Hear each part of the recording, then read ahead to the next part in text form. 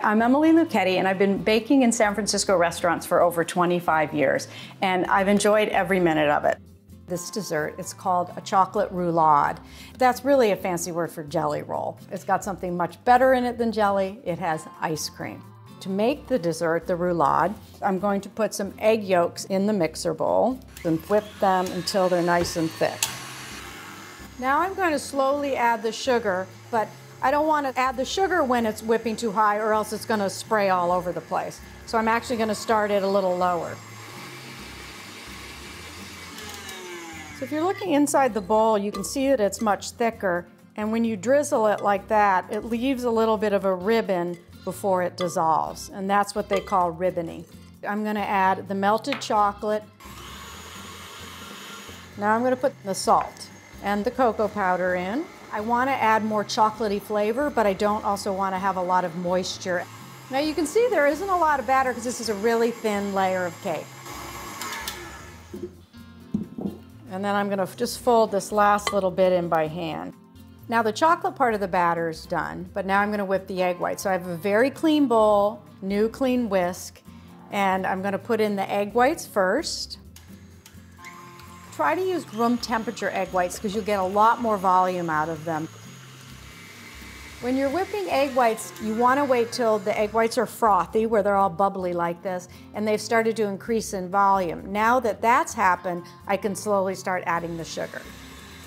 You also want to add the sugar slowly so it has a chance for those egg whites to absorb the sugar.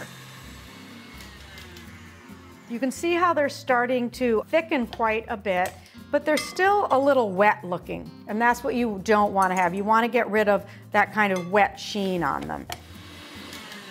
So you can see here now how they're shiny. They're still soft, but they're really thick, very billowy, very cloud-like. Now anytime that you're folding egg whites into something, you always want to make sure that you put the egg whites on top of whatever your other mixture is. Just about 1/4 to 1/3 of the egg whites. Because what you want to do here is just basically lighten up the mixture. And then we're going to go ahead and add the rest. So basically when you fold, I'm going around the outside edge and then I'm cutting through the middle and turning the whisk.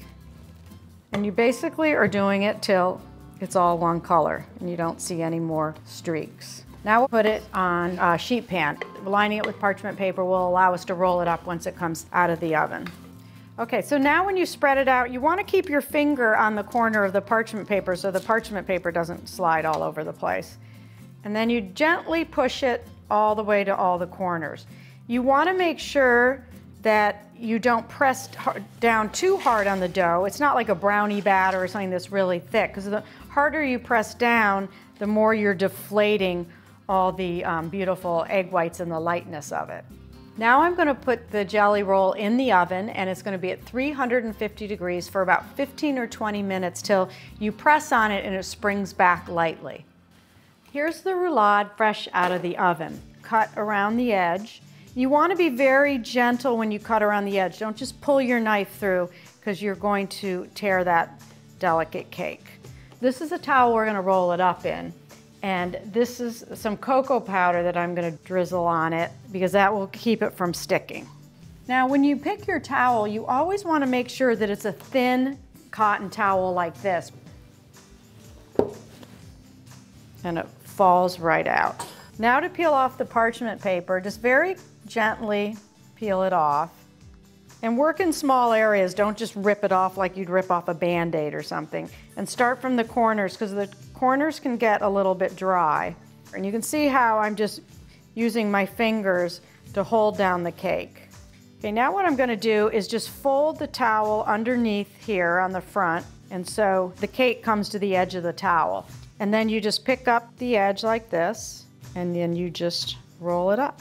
You want to cool this completely in the towel because it will help keep its shape. If you try to unmold it now and fill it with the ice cream, one, it'd be too warm, and two, it wouldn't be firm enough. Now, when you pull ice cream from the freezer, it's just too hard to be able to put into the cake. I'm going to put it in the mixer to beat it and get it a little bit softer. I like chocolate chip with this chocolate cake. Just at low speed. You're just trying to mix it up and make it spreadable. This is better though than just letting it sit on the counter at room temperature, because often when you do that, then it melts unevenly and you've got too soupy and too hard. Now this is the cake that I had before, and I'm just gonna very gently unmold it. Now you can see it's still springing back to try to be in its circular shape. And sometimes you'll get a little bit of a tear in it, but that's okay. And then I'm switching to a metal spatula because a metal spatula is thinner and it allows you to move the ice cream around more without digging so much into the cake. It's not so thick. You want to make sure you get all the way to the edge there. Okay, we'll just put this in this little corner. And then we're going to go back to our original position and just roll it up the same way. And then we're just going to transfer it to a sheet tray. So now it's ready to go into the freezer. Loosely drape some plastic wrap over it, and I let it set in there for a good 3 hours. And then if I'm not going to serve it that day, what I'll do is just take it out and wrap it more carefully in plastic wrap. Chocolate and caramel are a match made in heaven, and that definitely goes true for this chocolate roulade. And to make caramel sauce, put the sugar in the pot and add a little bit of water. Turn this on about medium-high. I always make sure that I use a stainless steel pot like this. You don't want to use a pot with a black inside because it's impossible to tell what the color of the caramel is when the surface is so dark. By adding water, it takes a little bit longer to make, but you're guaranteeing the success of your caramel. So you don't want to turn it up to high to really get it cooking till you see a little bit more clarity in there and you can almost see to the bottom of the pot. Now that the mixture is clear, don't stir it at all. I'm going to turn the heat up to high and then just leave it alone. If you stir it at this point, you can risk the chance of crystallizing it. The bubbles of the caramel are getting a little slower and they're getting a little bit wider. That's when you know that the water is cooked off and it's the sugar that's starting to cook. Now the caramel is really taking on some color, and you can see in the pot that it's actually not evenly colored. It's kind of in spots. So at this point, what you want to do is just very gently swirl the pot. You don't want to stir it too much, but you just want to even out that color. And then when it gets to the point where it's getting close, I usually just turn down the heat or turn off the heat and just let it keep cooking. Okay, you can see now how it's much darker. And when I swirl it, it's got a much more even kind of rich color all the way through, and I can barely see the bottom of the pot. Now I'm going to take the caramel off the stove before I add the cream.